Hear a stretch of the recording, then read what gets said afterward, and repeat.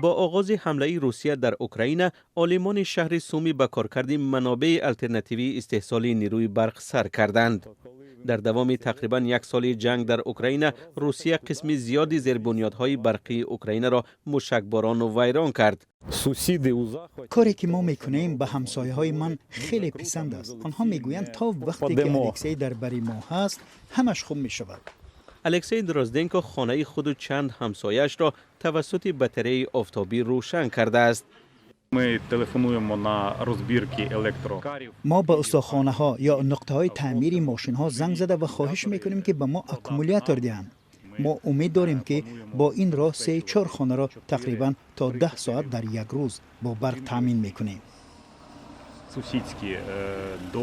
دروزدنکو معاون رئیس شعبه انفرماتیکای دانشگاه دولتی سومی است و میگوید که گروه او در دانشگاه باتری سیار آفتابی را اختراع کرده است.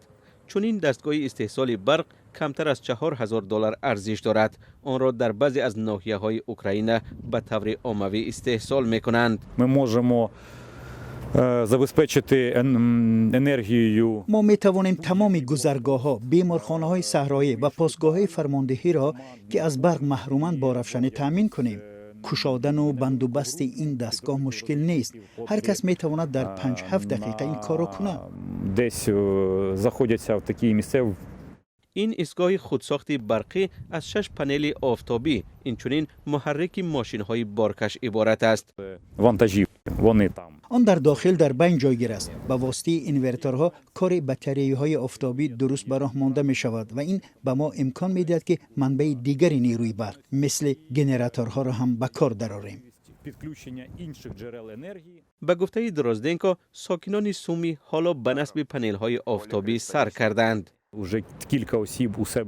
برخی از ساکنان در خانه‌های خود در بام و درآمدگاه‌ها پنل‌های آفتابی نصب کردند. آنها راه پیوست کردن پنل‌ها را به باتری‌ها پیدا کرده اند. این الکی یک قدم به سوی استقلالیت انرژتیکی است.